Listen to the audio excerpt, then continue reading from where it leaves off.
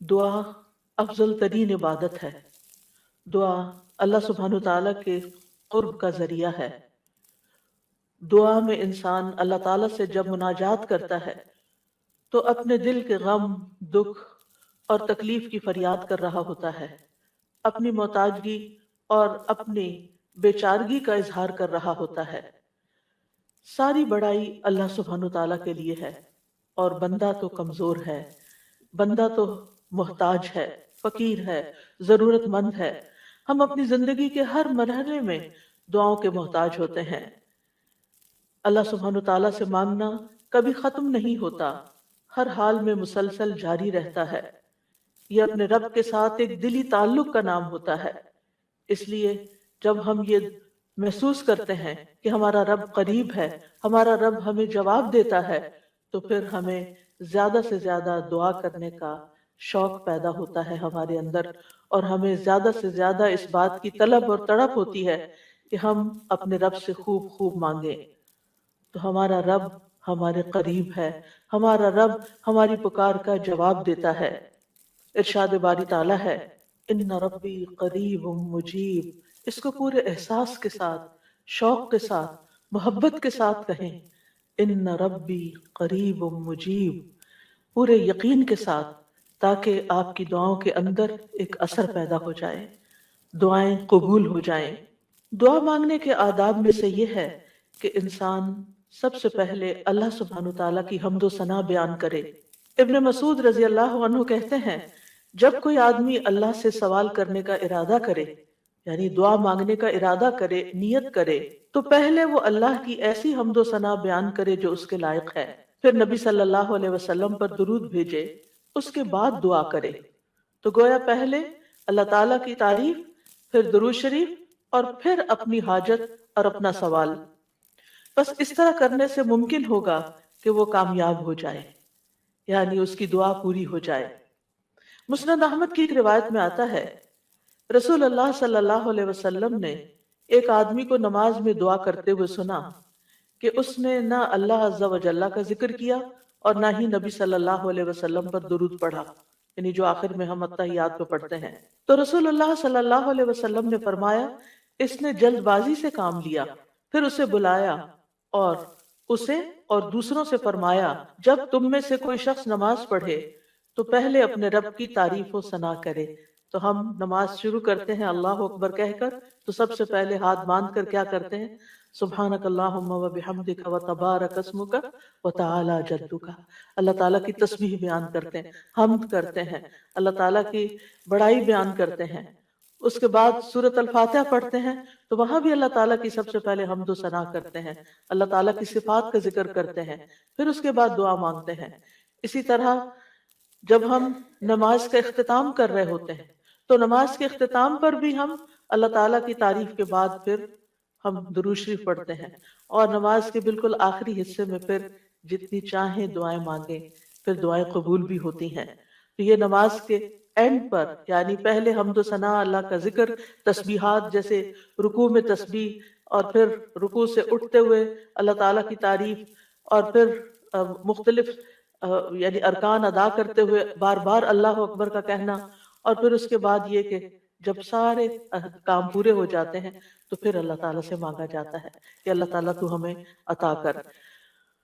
تو جس نے پہلے اپنے رب کی تعریف کی، پھر نبی صلی اللہ علیہ وسلم پر درود پڑھا، اور پھر اس کے بعد دعا کی، تو اس کی دعا قبول ہوگی۔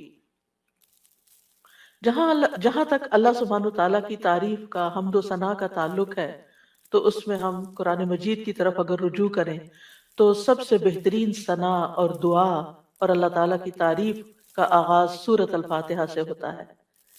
الحمد للہ رب العالمین الرحمن الرحیم مالک یوم الدین ایاک نعبد و ایاک نستعین اہدنا الصراط المستقیم صراط الذین انعمت علیہم غیر المغضوب علیہم ولا الضالین۔ سورۃ الفاتحہ اللہ تعالیٰ کی حمد و ثنا پر مشتمل سورت ہے۔ رسول اللہ صلی اللہ علیہ وسلم نے فرمایا، اللہ تعالیٰ فرماتے ہیں، اور یہ حدیث قدسی ہے، کہ نماز یعنی سورۃ الفاتحہ میرے اور میرے بندے کے درمیان نصف نصف تقسیم کر دی گئی ہے، اور میرے بندے کے لیے وہ ہے جو وہ مانگے۔ جب بندہ الحمدللہ رب العالمین کہتا ہے تو اللہ تعالیٰ فرماتے ہیں میرے بندے نے میری حمد بیان کی۔ تو گویا سورۃ الفاتحہ میں سب سے پہلے ہم کیا کرتے ہیں؟ قرآن مجید کے آغاز میں الحمدللہ کہتے ہیں، تعریف سے بات شروع کرتے ہیں۔ پھر فرمایا اور جب وہ الرحمن الرحیم کہتا ہے تو اللہ تعالیٰ فرماتا ہے میرے بندے نے میری ثنا کی، یعنی میری تعریف بیان کی۔ اور جب وہ مالک یوم الدین کہتا ہے تو اللہ تعالیٰ فرماتے ہیں میرے بندے نے میری بزرگی بیان کی، یا فرماتا ہے کہ میرے بندے نے اپنے کام میرے سپرد کر دیے۔ اور جب وہ ایاک نعبد و ایاک نستعین کہتا ہے تو اللہ تعالیٰ فرماتا ہے یہ میرے اور میرے بندے کے درمیان ہے، اور میرے بندے کے لیے وہ ہے جو اس نے مانگا ہے، میرے بندے کے لیے وہ ہے جو اس نے مانگا ہے۔ تو گویا قرآن مجید کی پہلی سورت میں ہی ہمیں مانگنے کا ادب سکھا دیا گیا کہ مانگنے کے لیے سب سے پہلے اللہ تعالیٰ کی حمد و ثنا کرو، اللہ تعالیٰ کی تعریف بیان کرو، اور پھر ایاک نعبد یہ دعائے عبادت ہے، و ایاک نستعین دعائے مسئلہ ہے، جس میں ہم اللہ تعالیٰ سے مدد چاہتے ہیں زندگی کے تمام کاموں میں۔ اور پھر جب بندہ اہدنا الصراط المستقیم آخر تک کہتا ہے تو اللہ تعالیٰ فرماتا ہے یہ میرے بندے کے لیے ہے، اور میرے بندے کے لیے وہ ہے جو اس نے مانگا۔ اور یہاں ایک اور بات قابل غور ہے کہ مانگنے کی چیزوں میں سب سے پہلی چیز ہدایت ہے، رہنمائی ہے، دین کے معاملات میں بھی، دنیا کے معاملات میں بھی۔ ہم ہر قدم پر اللہ تعالیٰ کی رہنمائی کے محتاج ہیں، ہم بہترین گائیڈنس وہیں سے لے سکتے ہیں۔ اور جب ہم دن کی ہر نماز کی ہر رکعت کے اندر اللہ تعالیٰ سے ہدایت مانگتے ہیں اور اللہ تعالیٰ ہماری دعا قبول کر کے ہماری رہنمائی کرتے ہیں، تو آپ سوچئے کہ زندگی کا یہ سفر کتنا خوبصورت ہو سکتا ہے، اور پھر اس کا اختتام کتنا خوبصورت ہو سکتا ہے، اور پھر اس کا انجام کتنا پیارا ہو سکتا ہے۔ لہٰذا اللہ تعالیٰ سے ہم سب ہدایت مانگتے رہیں۔ اور ویسے بھی آپ دیکھیں کہ سورۃ الفاتحہ پڑھنے کے بعد جو دعا کی جاتی ہے وہ دعا قبول ہوتی ہے، یعنی یہ قبولیت دعا کی بھی علامت ہے۔ ابن عباس کہتے ہیں کہ اس دوران کہ جبریل علیہ السلام نبی صلی اللہ علیہ وسلم کے پاس بیٹھے ہوئے تھے کہ اچانک انہوں نے اوپر سے ایک آواز سنی، تو آپ نے اپنا سر اٹھایا۔ جبریل علیہ السلام نے فرمایا کہ یہ آسمان کا ایک دروازہ ہے جسے صرف آج کے دن کھولا گیا ہے، اس سے پہلے کبھی نہیں کھولا گیا تھا۔ پھر اس سے ایک فرشتہ اترا تو جبریل علیہ السلام نے فرمایا یہ فرشتہ جو زمین کی طرف اترا ہے یہ آج سے پہلے کبھی نہیں اترا۔ پھر اس فرشتے نے سلام کیا اور کہا کہ آپ کو 2 نوروں کی خوشخبری ہے جو آپ کو دیے گئے اور آپ سے پہلے کسی نبی کو نہیں دیے گئے، ایک سورۃ الفاتحہ اور دوسری سورۃ البقرہ کی آخری 2 آیات۔ جب بھی آپ ان دونوں میں سے کوئی بھی دعائیہ جملے پڑھیں گے، یعنی اہدنا الصراط المستقیم اور وہاں پر آمن الرسول کے آخر میں جو دعائیں آتی ہیں، تو آپ کو مانگی ہوئی چیز ضرور عطا کر دی جائے گی۔ تو اس لیے سورۃ الفاتحہ پڑھ کے بھی آپ دعا شروع کر سکتے ہیں، اور اسی طرح آمن الرسول جب پڑھیں اس وقت کی دعائیں بھی توجہ سے، اور اس کے ساتھ مزید دعائیں بھی، یعنی یہ دعا تو ہم مانگیں گے ہی اہدنا الصراط المستقیم۔ اور پھر آپ دیکھیے جب ہم پریشان ہوتے ہیں، ہم فکر مند ہوتے ہیں، ہم بیمار ہوتے ہیں، تو اس موقع پر بھی ہمیں رہنمائی کی ہی ضرورت ہوتی ہے کہ اب اس مسئلے کے حل کے لیے، اس بیماری کے علاج کے لیے، اس مشکل سے نکلنے کے لیے ہم کیا کریں۔ پھر اللہ تعالیٰ رستہ دکھا دیتا ہے اور ہم اس رستے کو اختیار کرتے ہیں اور اس مشکل سے باہر آ جاتے ہیں۔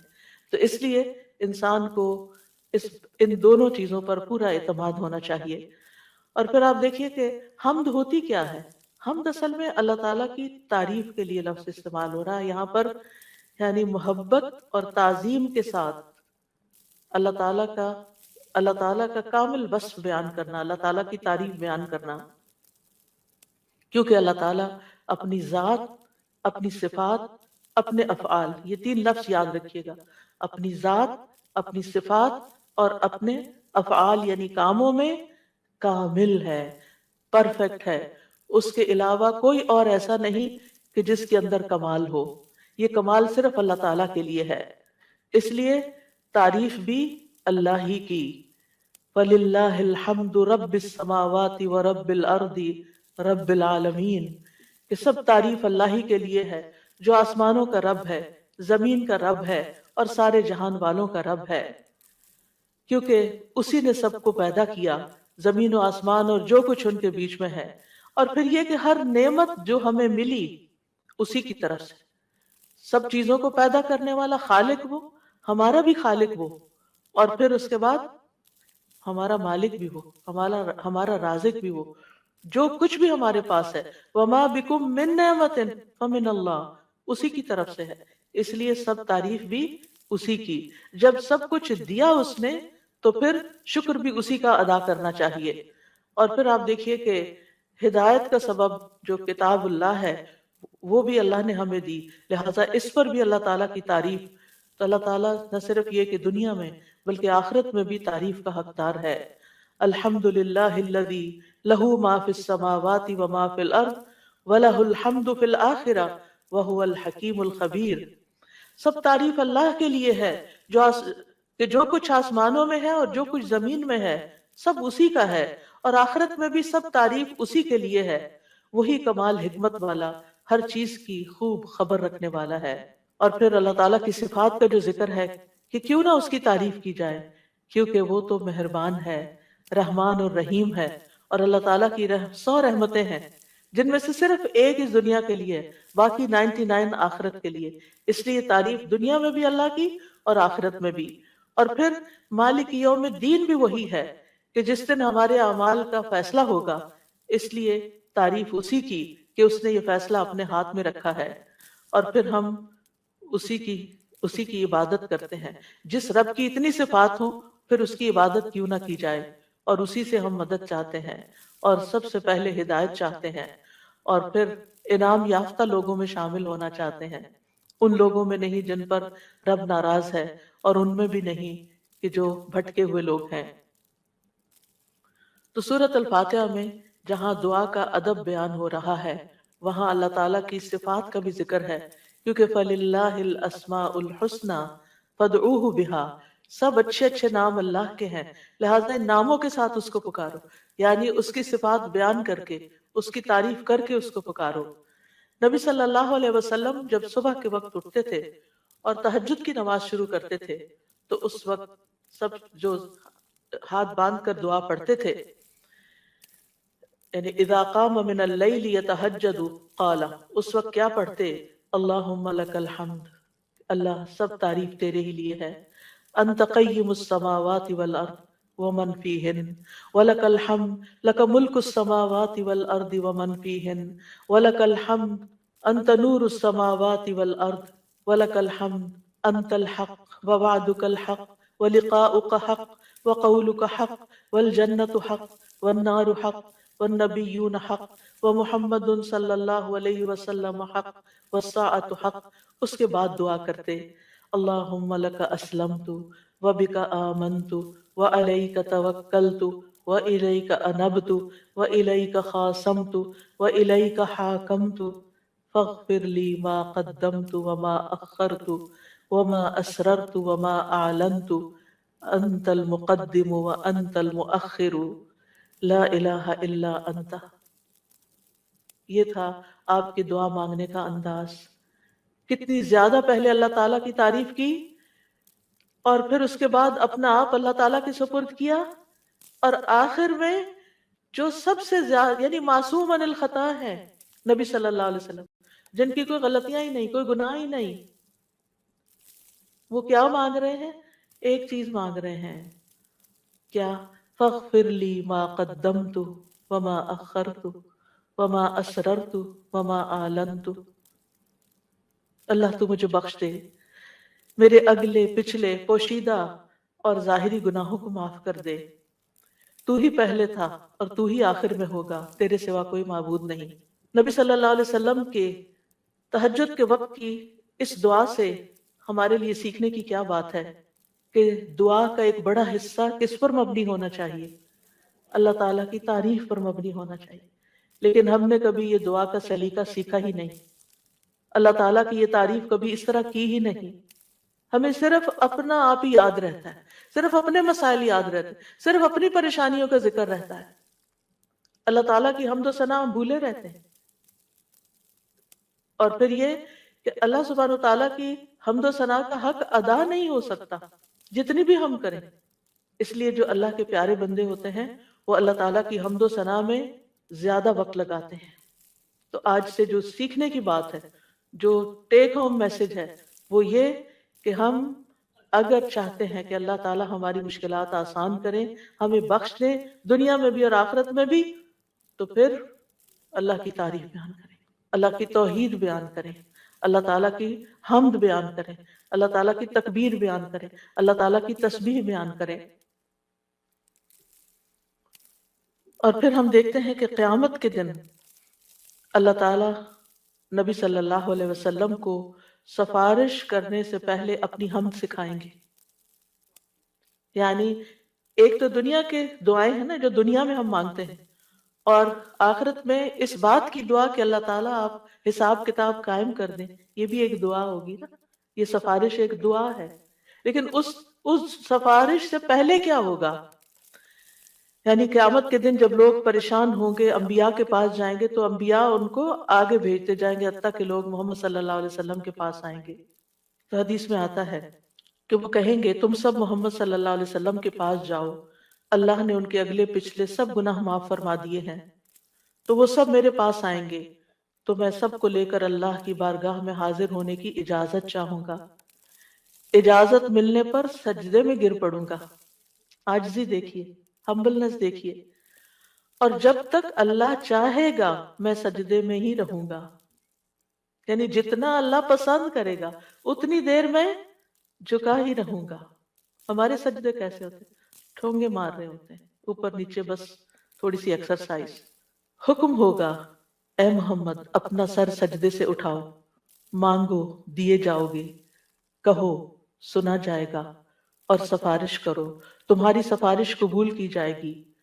میں اپنا سر اٹھاؤں گا اور اللہ کی وہ حمد کروں گا جو مجھے اس کی طرف سے سکھائی جائے گی. یعنی اس دن سکھائی جائے گی اور وہ حمد وہیں ملے گی، اور ان الفاظ سے حمد کریں گے. یعنی وہ حمد آج ہمیں نہیں پتا، آپ کو بھی نہیں پتا، اس وقت آپ کو سکھائی جائے. یعنی وہ ایسی حمد ہوگی جو اس سے پہلے کبھی نہیں ہوگی. اور پھر اللہ تعالیٰ کی حمد کے بعد آپ دعا کریں گے اور پھر حساب کتاب شروع ہو جائے گا. کیسا ہے وہ دن جس سے ہم غافل رہتے ہیں، جس کو ہم بھولے رہتے ہیں.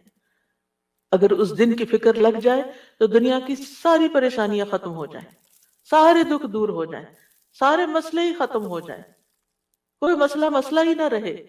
اس لیے ہم سب کو اپنی زندگی کا اس رمضان میں جو سیکھنے کی بات ہے وہ یہ کہ دعائیں تو ہم کریں گے، لیکن اس سے زیادہ ہم اللہ تعالیٰ کی حمد و ثنا بیان کریں گے. اللہ تعالیٰ کی حمد و ثنا کے دو حصے ہیں، ایک تسبیح ہے اور ایک تحمید ہے. اللہ سبحانہ تعالیٰ نے اپنی تسبیح اور تحمید دونوں کا حکم دیا ہے. سورۃ الحجر میں آتا ہے فسبح بحمد ربک، یعنی حمد کے ساتھ اور کیا کرو؟ تسبیح کرو.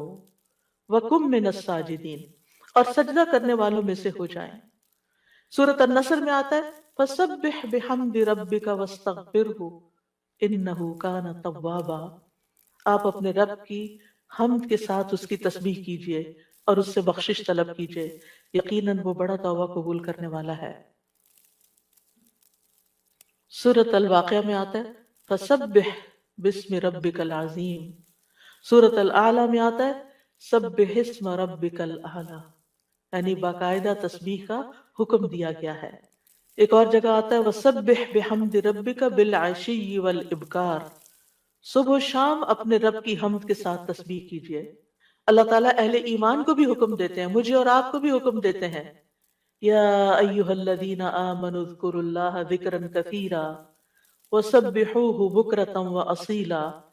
اے ایمان والو اللہ کو بکثرت یاد کرو اور صبح و شام اس کی تسبیح کیا کرو. کیوں؟ اس لیے کہ اللہ سبحانہ تعالیٰ نے خود اپنی تسبیح بیان کی ہے. سبحان الذی اسری بعبدہ لیلا من المسجد الحرام الی المسجد الاقصی.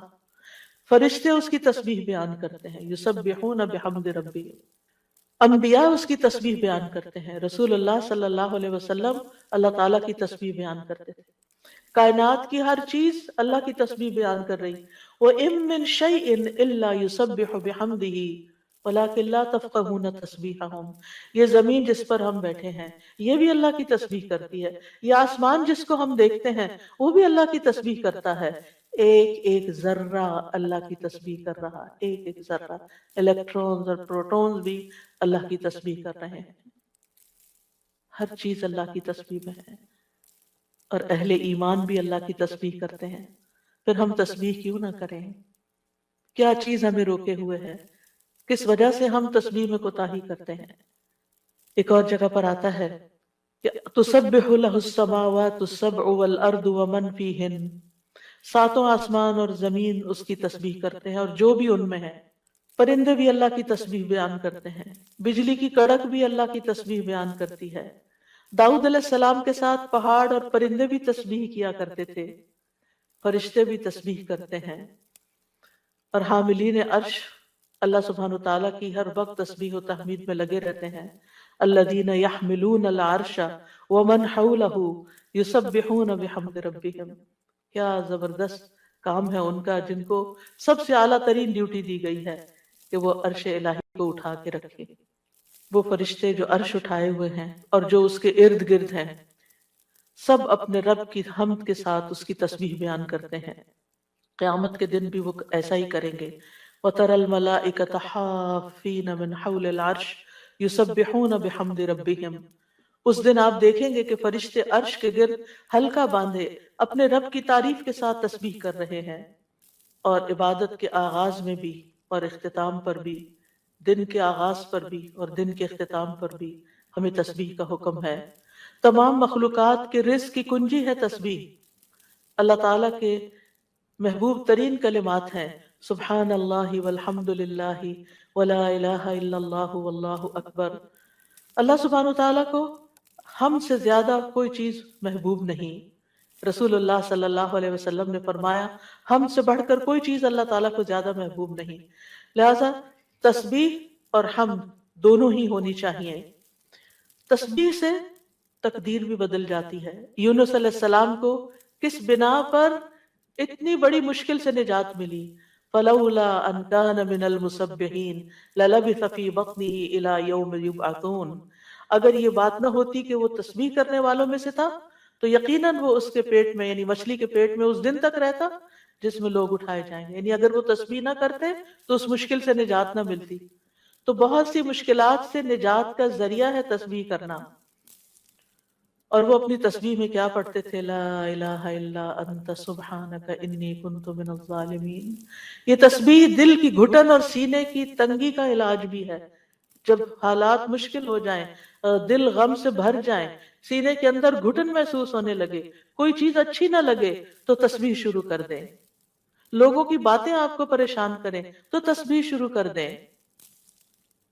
وَلَقَدْ نَعْلَمُ أَنَّكَ يَضِيقُ صَدْرُكَ بِمَا يَقُولُونَ فَسَبِّحْ بِحَمْدِ رَبِّكَ وَكُن مِّنَ السَّاجِدِينَ وَاعْبُدْ رَبَّكَ حَتَّى يَأْتِيَكَ الْيَقِينُ، ہم جانتے ہیں کہ بے شک آپ کا سینہ اس سے تنگ ہوتا ہے جو باتیں وہ کرتے ہیں، اور ایسا ہوتا ہے ہم سب کے ساتھ بھی ہوتا ہے کہ خاص طور پر ہمارے دین کے رستے پر آنے کی وجہ سے جب لوگ باتیں کرتے ہیں تو ہمیں پریشانی لاحق ہوتی، لوگوں کی باتیں ہرٹ کرتی ہیں، تو اس کا علاج کیا ہے؟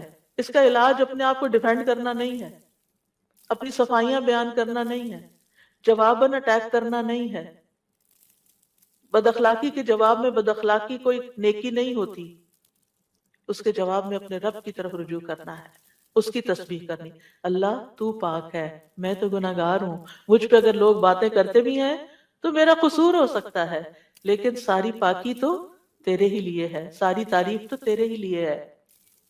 اور پھر سجدوں کی کثرت، پھر اسی طرح اگر انسان کے اندر بخل کے جذبات ہو، کچھ خرچ کرنے کو دل نہ چاہتا ہو، خوف آتا ہو، رات کا خوف ہو، دشمن کا خوف ہو، ڈر لگے، تو ایسی صورت میں بھی انسان کو تسبیح پڑھنی چاہیے، سبحان اللہ والحمد للہ ولا الہ الا اللہ واللہ اکبر۔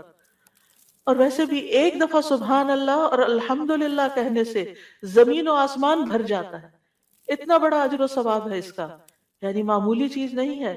رسول اللہ صلی اللہ علیہ وسلم نے فرمایا، اور سبحان اللہ اور الحمدللہ کہنے سے زمین و آسمان کی درمیانی فضا بھر جاتی ہے۔ گناہ جتنے بھی ہوں تسبیح اور تحمید کہنے سے معاف ہو جاتے ہیں۔ عرش الہی کے گرد بھی ان کلمات کی بنبناہٹ ہوتی ہے، یعنی وہاں بھی تسبیح پڑھی جاتی ہے۔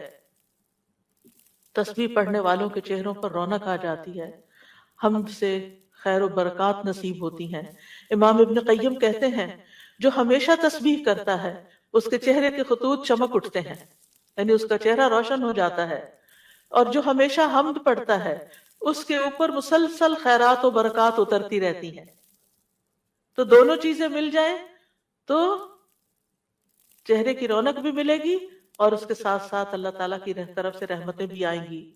اور فرمایا جو ہمیشہ استغفار کرتا رہتا ہے اس کے لیے بند دروازے کھل جاتے ہیں۔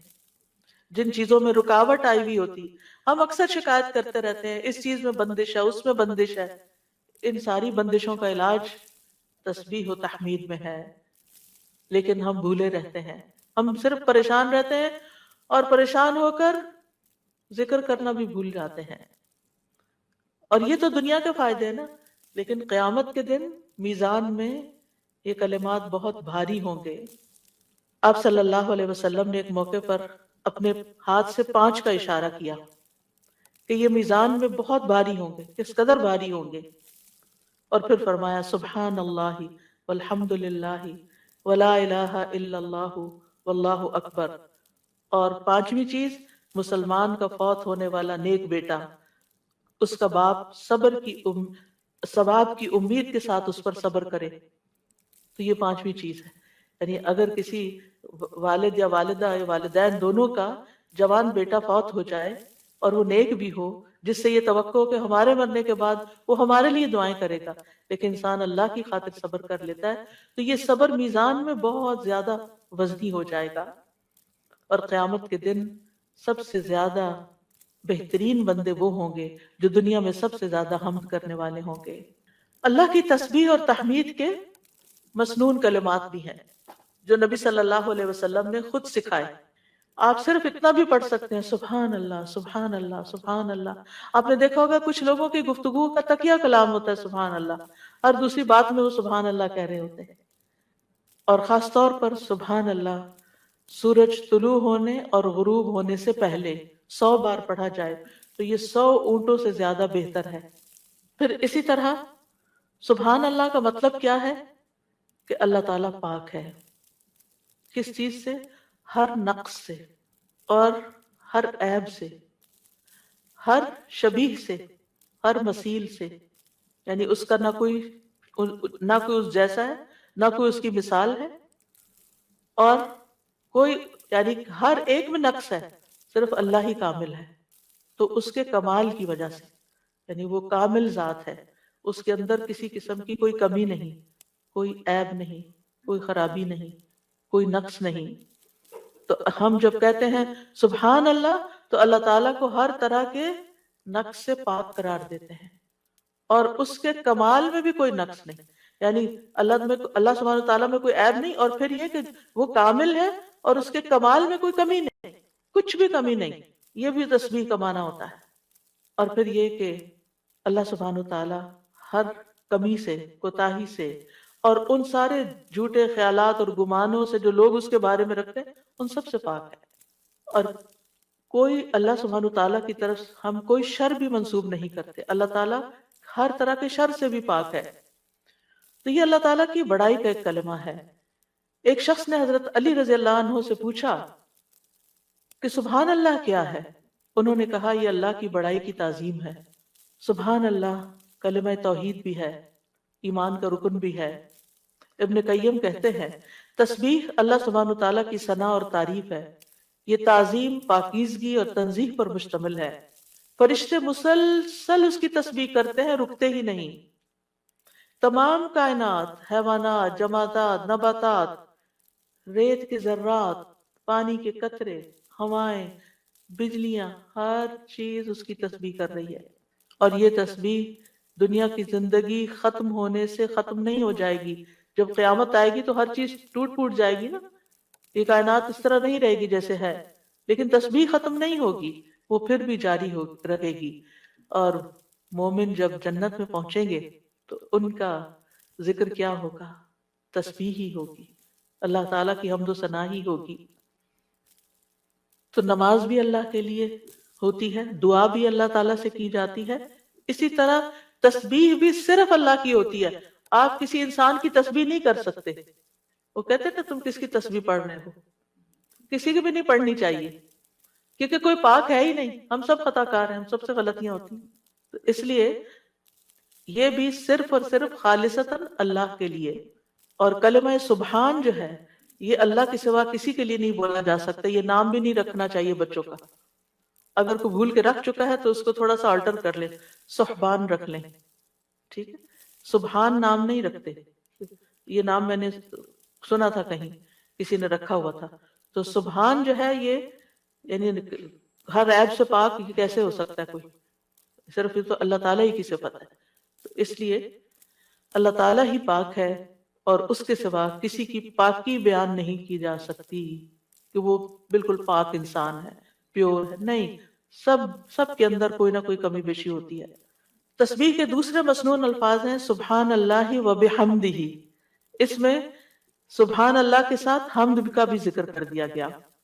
رسول اللہ صلی اللہ علیہ وسلم سے پوچھا گیا کون سا کلام افضل ہے؟ آپ نے فرمایا جو اللہ نے اپنے فرشتوں اور بندوں کے لیے چنا ہے، یعنی سبحان اللہ و بحمدہ. تو بات میں پھر شروع سے جا کے ملاؤں گی کہ یہ خالی تسبیح پہ کوئی لیکچر میں نہیں دے رہی. یہ دعا مانگنے سے پہلے آپ نے جو کلمات ادا کرنے ہیں، جو اذکار کرنے ہیں، جو تسبیحات پڑھنی ہیں، یہ ان کی وضاحت ہو رہی ہے کہ یہ بہترین دعائیں ہیں ایک طرح سے. یعنی اگر آپ صرف اللہ تعالیٰ کی تعریف بیان کرتے رہیں اور کچھ بھی نہ کہیں تو آپ کو وہ ساری خیر مل جائے گی جو آپ چاہتے ہیں اور اس سے بھی زیادہ. دعا مانگنے میں ہم عام طور پر صرف ایک چیز کو دعا سمجھتے ہیں اور وہ یہ ہے کہ اللہ سے کسی چیز کا سوال کرنا. وہ صرف 1% ہے. اللہ تعالیٰ سے دعا کے مختلف طریقے ہیں اور اسی میں سے ایک اس کی حمد و ثنا بیان کرنا، بلکہ کچھ مانگنے سے پہلے تو لازمی طور پر اس کی حمد و ثنا کرنا. تو سبحان اللہ کہنا جو ہے یہ توحید کی انتہا ہے کہ اللہ تعالیٰ کو ان عیوب سے پاک قرار دینا جو اس کے شان کے لائق نہیں. اور پھر یہ کہ کوئی بھی چیز جو اللہ تعالیٰ کی عظمت کے خلاف ہے، کوئی بات، کوئی کام، کوئی اشارہ، کوئی چیز، ان سب کو بھی نگیٹ کرنا.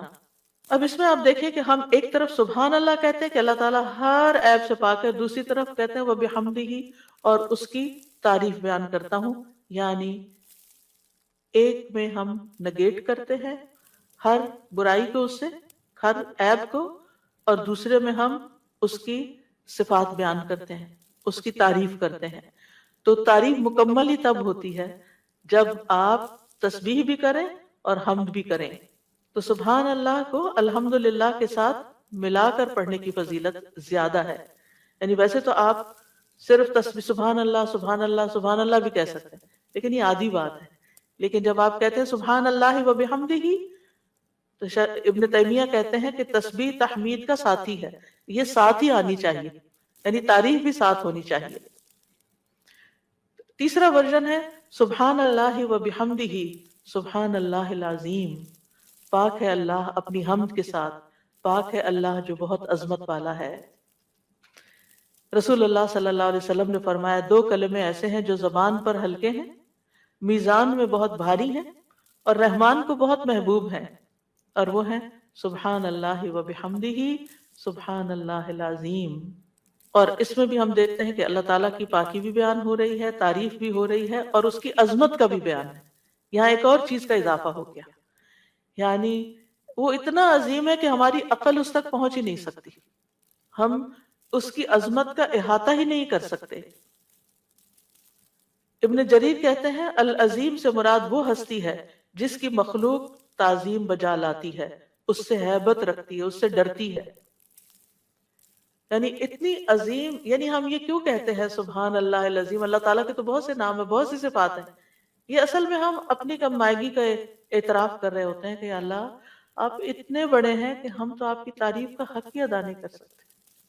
اور یہ ایک حقیقت ہے، ہم حق ادا نہیں کر سکتے.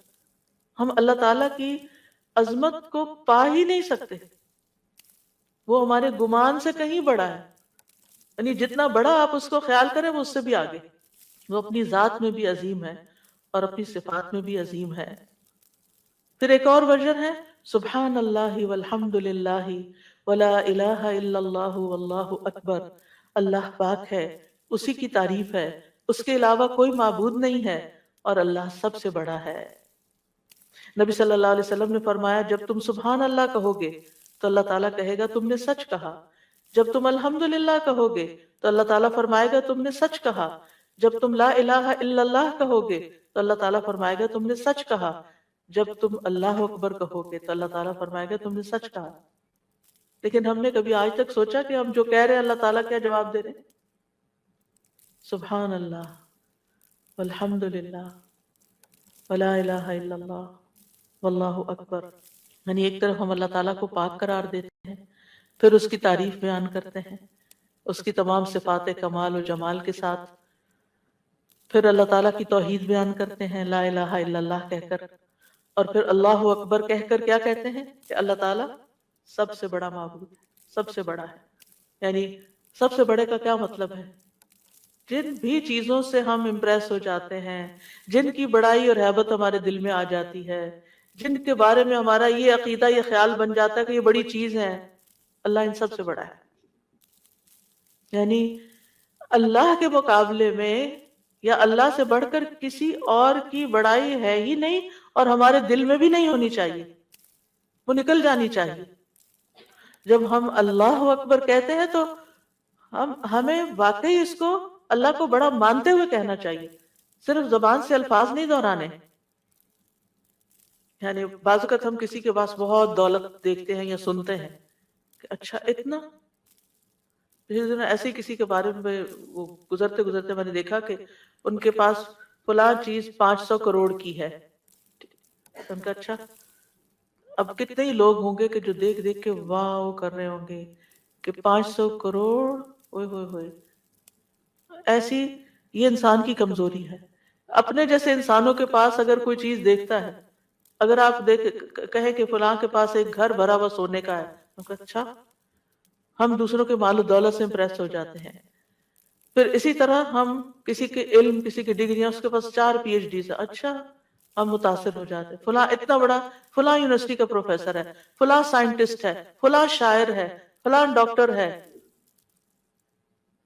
یہ ساری چیزیں ہم جب اپنی عام کسی بھی مجلس میں بیٹھ کے آپ لوگوں کی گفتگو کو دیکھیں کہ وہ لوگوں کی بڑائی سے ان کے دل کتنے بھرے ہوئے ہوتے ہیں اور ان کی باتوں کو کتنے غور سے سنتے ہیں، پھر کیا ہم واقعی اللہ تعالیٰ کو بھی ایسی اہمیت دیتے ہیں؟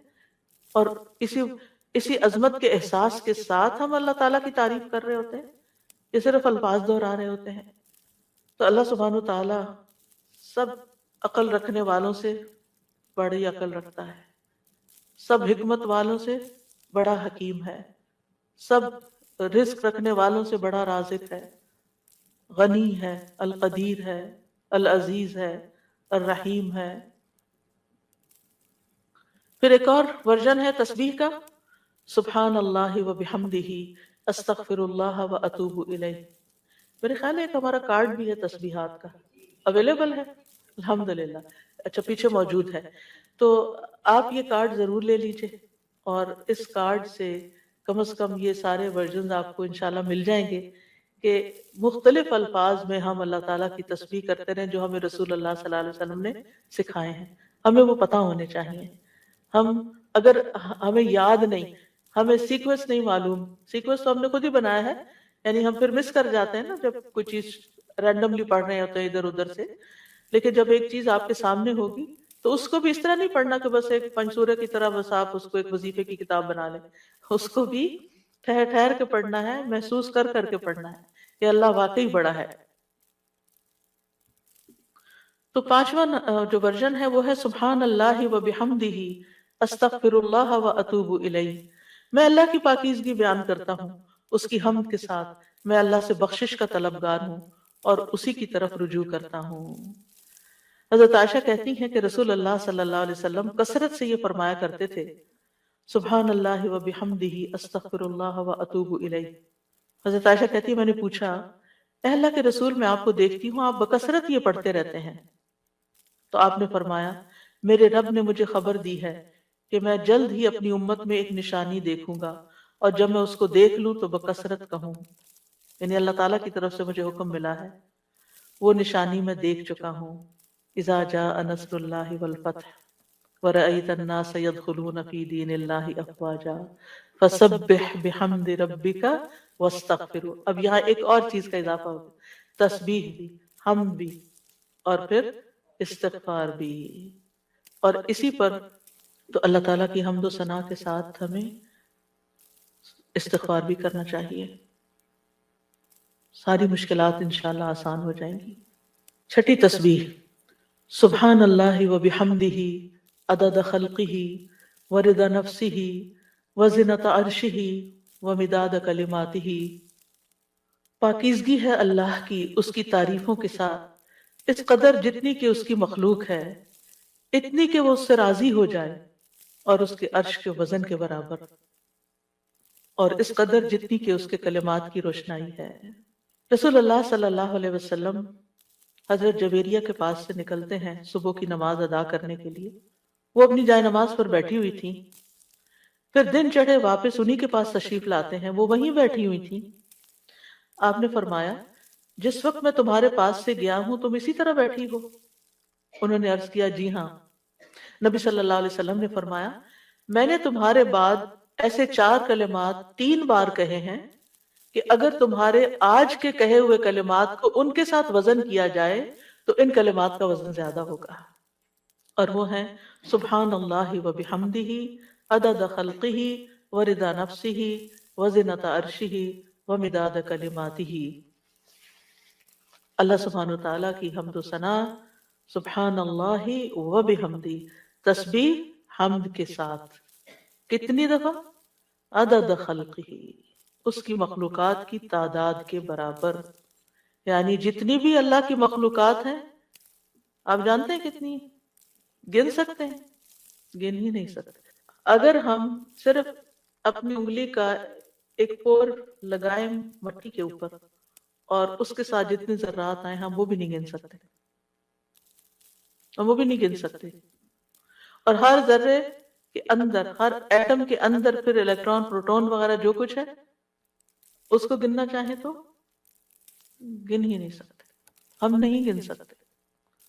وما یعلم جنود ربک الا ہو، صرف وہی جانتا ہے تعداد مخلوقات کی، یہ ستارے، یہ سیارے، یہ گیلیکسیز، یہ زمین، یہ آسمان، یہ سمندر، یہ پہاڑ، ہم تو صرف اس پوری کائنات میں ایک ڈاٹ کے اوپر بیٹھے ہوئے ہیں، اور اس زمین کے اندر جو کچھ ہم اس کو بھی نہیں گن سکتے، کہاں یہ کہ باقی کتنی مخلوقات ہیں۔ تو اس کا یہ مطلب نہیں کہ میں ایک دفعہ سبحان اللہ کہتا ہوں تو اتنی دفعہ ہو جاتا ہے میرا، یہ نہیں ہے اس کا مطلب۔ اس کا مطلب یہ ہے کہ اللہ سبحانہ وتعالیٰ کی اتنی زیادہ تعریف ہے، وہ اتنی تعریف کے لائق ہے، یعنی وہ اتنی تعریف ڈیزرو کرتا ہے جتنی مخلوقات کی تعداد ہے۔ اور آپ کو معلوم ہے وَإِن مِّن شَيْءٍ إِلَّا يُسَبِّحُ بِحَمْدِهِ، کوئی چیز ایسی نہیں جو اس کی تسبیح نہ کر رہی ہو۔ تو سبحان اللہ و بحمدہ عدد خلقہ، یعنی ان ساری مخلوقات کے ساتھ میں بھی شریک ہو رہا ہوں جو اللہ کی تسبیح میں لگی، ایک ایک ذرہ اللہ کی تسبیح کر رہا ہے۔ تو اس کے لیے تو نہ کوئی کاؤنٹ ہے نہ نمبر ہے، گن ہی نہیں سکتے۔ ہمارے پاس کوئی تسبیح ایسی، ہم 100 دانوں کی تسبیح لے کے خوش ہو جاتے ہیں، ہم تسبیح کر رہے ہیں۔ ایک 100 دفعہ پڑھ لینا، کوئی 100 دفعہ پڑھ لیا، اپنے آپ کو ہی تسلی دے دیتے ہیں۔ تو آپ دیکھیں کتنی اس کو کیا پرواہ ہماری 100 دفعہ کی، اگر ہم خلوص کے ساتھ نہیں پڑھتے۔ اس کی تو پوری کائنات اور کائنات کی ہر چیز۔ آپ ذرا باہر نکلیں آج، اور جب ڈرائیو کر کے جا رہے ہوں تو دائیں بائیں درختوں کو دیکھیں، پتوں کو دیکھیں، چڑیوں کو دیکھیں۔ آج صبح اتفاق سے پھر سنو پڑنے لگی تو میں ونڈو سے جب دیکھنے لگی تو پہلا خیال مجھے یہ آیا، یا اللہ، اچھی خاصی پڑھ رہی تھی، اتنے فلیک یعنی اس کے فلیکس ہیں، یہ سارے تسبیح کرتے ہوئے گر رہے ہیں، گر رہے ہیں، سجدے میں پڑھ رہے ہیں، سجدے میں پڑھ رہے ہیں، حکم مانتے چلے جا رہے ہیں، مانتے، اور جب تک اللہ کا حکم ہوگا برسیں گے، اور پھر جب ختم ہو جائے گا بس ختم ہو جائیں گے، اور تھوڑی دیر کے بعد ان کا وجود بھی ختم ہو گیا۔ ان کی یعنی انہوں نے اپنے حصے کی تسبیح کر لی، جتنی دیر میں پیدا ہوئے تھے جتنی دیر میں ختم ہوئے، اپنی تسبیح کرتے کرتے گئے، آغاز سے انتہا تک، بارش کے قطرے، ہوائیں، اڑتے پتے، یعنی کوئی انتہا ہی نہیں. ہے تو بہت معمولی مثالیں. اگر انسان غور کرنا شروع کرے تو کوئی اس کی انتہا نہیں. عدد خلقہ، دل بھر کے کہا کریں عدد خلقہ، اور اپنے امیجنیشن کو بڑھائیں. پھر آپ دیکھیں گے کہ آپ کے اندر اللہ کی محبت کیسی آئے گی. تو جس کی تسبیح، جس کی تعریف اتنی کائنات کر رہی، اگر میں نے کوتاہی کی تو سراسر میرا ہی نقصان ہے، اس کا کچھ نہیں بگڑے گا. اس کو پرواہ ہی نہیں ہے میں کرتی ہوں یا نہیں، اس کو نہیں پرواہ. ہاں اگر میں دل سے کرتی ہوں اور محبت سے کرتی ہوں تو وہ بڑا ہی قدردان ہے. پھر اس کے بعد، اور اس میں آپ دیکھیں کہ مخلوقات کی صرف ایک قسم مراد نہیں ہے. جن، انسان، فرشتے، چھوٹے بڑے، جانور، حیوان، پرند چرند، سب کے سب. پھر اس کے بعد وردا نفسی ہی، اور اس کی نفس کی رضا کے مطابق، یعنی جس سے وہ راضی ہو جائے، جتنی اس کے نفس کی رضا ہے، جتنی اللہ تعالیٰ اپنی ذات کے لیے تسبیح کو پسند کرتا ہے. یعنی میرے پاس تو الفاظ ہی نہیں، کیونکہ اللہ کی رضا کیا ہے؟ وَرِضْوَانُ اللَّهِ اکبر، سب سے بڑی چیز ہے اللہ کی رضا. یا انسانیوں کہ میں اللہ کی تسبیح کر رہی ہوں حتیٰ کہ وہ راضی ہو جائے، اور پھر اس کے بعد بھی تسبیح کر رہی ہوں، اس کے بعد بھی حمد ہے. وہ مجھ سے راضی بھی ہو جائے پھر بھی میں مزید کروں گی. یہ نہیں کہ میرا ایم یہ ہے کہ بس اللہ کو راضی کرنا ہے اور راضی ہو گئے بس میرا کام ختم. نہیں، اس سے زیادہ، اس سے آگے. وزنت عرشہ، اس کے عرش کے وزن کے برابر. یعنی میں اتنی حمد اور تسبیح بیان کر رہی ہوں جتنا عرش کا وزن ہے. عرش ساری مخلوقات میں سے سب سے بڑی چیز ہے. وَهُوَ رَبُّ الْعَرْشِ الْعَظِيمِ. ابو درداء کہتے ہیں نبی صلی اللہ علیہ وسلم نے فرمایا، ابو ذر کہتے ہیں نبی صلی اللہ علیہ وسلم نے فرمایا، اے ابو ذر، کرسی کے مقابلے میں 7 آسمان اس طرح ہیں جیسے بیابان زمین میں کوئی چھلا پڑا ہوا ہو.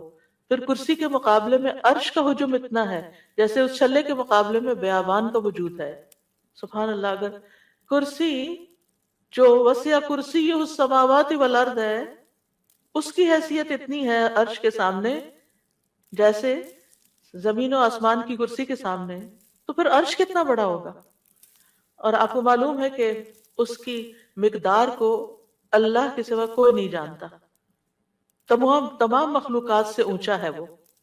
یعنی مخلوقات کے بعد جو ہے وہ پانی ہے، آسمان ہے، اور آسمان کے بعد پانی، اور پانی کے بعد اوپر اللہ سبحانہ و تعالیٰ کا عرش ہے. یعنی آسمان کے بعد جنت کے 100 درجے ہیں، اور ہر درجے کا درمیانی فاصلہ جو ہے وہ اتنا ہی ہے جیسے زمین اور آسمان کے بیچ کا فاصلہ. اور جنت الفردوس کی چھت اس کے اوپر عرش ہے. اس لیے حضرت آسیہ نے کہا تھا رب ابن لی عندک بیتن فی الجنہ، کہ قرب ہی قرب ہو، کیونکہ اس قرب میں لذت ہے، اس کو قریب محسوس کرنے میں اصل مزہ ہے. اور حقیقت یہ ہے کہ اس دنیا میں سب سے زیادہ خوبصورت احساس، سب سے زیادہ لذت والی چیز رب کی معرفت ہے. یہ سب سے بڑی حقیقت ہے، سب سے بڑا ٹروتھ ہے. جو اپنے رب کو پا لیتا ہے اور اپنے رب کے قرب کو محسوس کر لیتا ہے، پھر اس کے سامنے دنیا کی ہر نعمت چھوٹی ہو جاتی ہے، ہر مسئلہ چھوٹا ہو جاتا ہے، کیونکہ اس نے پا لیا ہے جس کو پانا چاہیے تھا، جس کے لیے وہ بھیجا گیا تھا دنیا میں، اس نے اس کو پا لیا.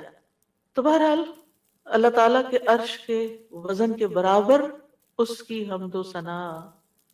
وَمِدَادَ كَلِمَاتِهِ، کلمات سے مراد اللہ کا وہ کلام ہے جس کے ساتھ اللہ نے اپنے رسولوں کو کے ساتھ کلام کیا، جو کتابوں کی شکل میں اتارا، جو اس کے لوح محفوظ میں ہے. یہ کلام، اس کی وسعت کیا ہے؟ قرآن مجید میں آتا ہے قُلْ لَوْ كَانَ الْبَحْرُ مِدَادًا لِكَلِمَاتِ رَبِّهِ لَنَفِدَ الْبَحْرُ قَبْلَ أَن تَنفَدَ كَلِمَاتُ رَبِّي وَلَوْ جِئْنَا بِمِثْلِهِ مَدَدًا. کہہ دیجئے اگر سمندر میرے رب کی باتوں کے لیے سیاہی بن جائے تو یقیناً سمندر ختم ہو جائے گا اس سے پہلے کہ ہمارے رب کی بات، اس سے پہلے کہ میرے رب کی باتیں ختم ہوں، اگرچہ ہم اس کے برابر اور سیاہی لے آئے. دوسری جگہ پر آتا ہے سبعۃ ابحر، 7 سمندر بھی مزید آ جائیں تو خشک ہو جائیں گے لکھ لکھ کر، لیکن رب کی کلمات ختم نہیں ہوں گے. اس کے برابر اللہ کی تعریف. اور یہاں پر ایک طرح سے بطور مبالغہ سب چیزوں کی مثال دی گئی ہے، ورنہ اللہ کی تعریف تو اس سے بھی زیادہ، اس کا تو کوئی شمار ہی نہیں کر سکتا. پھر ہم اپنی ساری زندگی میں کتنی تسبیح کر رہے ہیں، کیا کر لیا ہم نے؟ کچھ بہت بڑا مارکا مان لیا۔ پھر کس بات کا غرور، کس بات کا تکبر کہ ہم کیا چیز ہیں، ہم کتنے نیک ہیں، یہ تو خیال آنا بھی نہیں چاہیے۔ حاملین عرش، جو فرشتے عرش اٹھائے ہوئے ہیں، وہ اللہ تعالیٰ کی تسبیح بیان کرتے ہیں اور کہتے ہیں ما عبدنا کا حق عبادت، ہم نے آپ کی عبادت کا حق ہی ادا نہیں کیا۔ وہ اللہ کی عظمت کو جانتے ہیں نا، اس لیے کہتے ہیں کہ ہم نے عبادت کا حق ادا نہیں کیا۔ ہم اللہ تعالیٰ کی عظمت کو نہیں جانتے، ہم اللہ کی معرفت نہیں رکھتے، لہٰذا ہم بڑی تسلی میں ہیں کہ ہم نے تو عبادت کر لی، ہم تو ساری نیکیاں کر لیں، یہ بھی کر لیے، یہ بھی کر لیے، یہ بھی خانے پورے کر لیے۔ ساتویں حمد، اللہ اکبر کبیرہ والحمد للہ کثیرہ وسبحان اللہ بکرۃ واصیلا۔ بہت ہی خوبصورت کلمات ہیں۔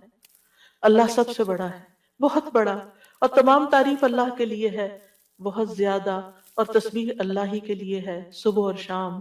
ابن عمر کہتے ہیں ہم رسول اللہ صلی اللہ علیہ وسلم کے ساتھ نماز پڑھ رہے تھے کہ لوگوں میں سے ایک آدمی نے کہا اللہ اکبر کبیرہ والحمد للہ کثیرہ وسبحان اللہ بکرۃ واصیلا، تو رسول اللہ صلی اللہ علیہ وسلم نے فرمایا یہ اس طرح کے کلمات کہنے والا کون ہے؟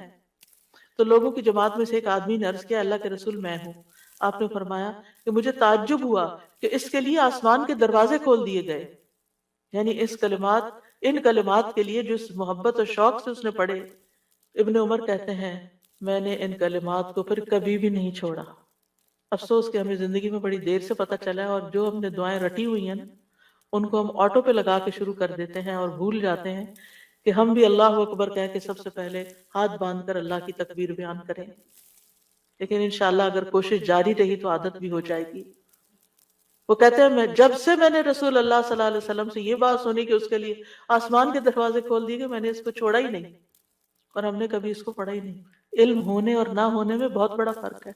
ہم دو چار باتیں جان لیتے ہیں تو ہم سمجھتے ہیں ہم نے سب کچھ سیکھ لیا، اور کیا سیکھنا ہے، اس کی ضرورت محسوس نہیں کرتے۔ تو بہرحال اس میں اللہ تعالیٰ کی بہت زیادہ بڑائی کا اظہار ہے، اس کی تعظیم ہے، اس کی بہت زیادہ تعریف ہے، اور اس کی تسبیح ہے صبح و شام۔ اور ساتویں تسبیح سبحانک اللہم و بحمدک و تبارک اسمک و تعالی جدک و لا الہ غیرک۔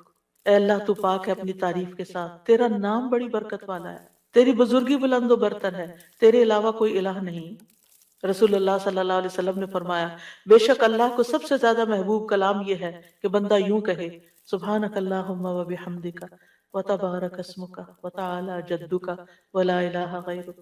اور اس میں اللہ تعالیٰ کے نام کی خیر و برکت کا ذکر بھی ہے، تبارک اسم ربک، تبارک اسمک۔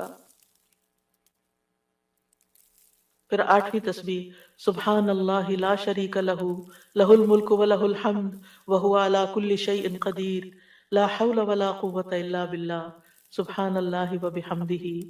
ابو ذر کہتے ہیں آپ صلی اللہ علیہ وسلم نے فرمایا اللہ کے نزدیک محبوب ترین کلام یہ ہے۔ نویں تسبیح اللہم لک الحمد کلہ و الیک یرجع الامر کلہ۔ اے اللہ تیرے ہی لیے سب تعریف ہے، اور تیری ہی طرف سب کام لوٹتے ہیں۔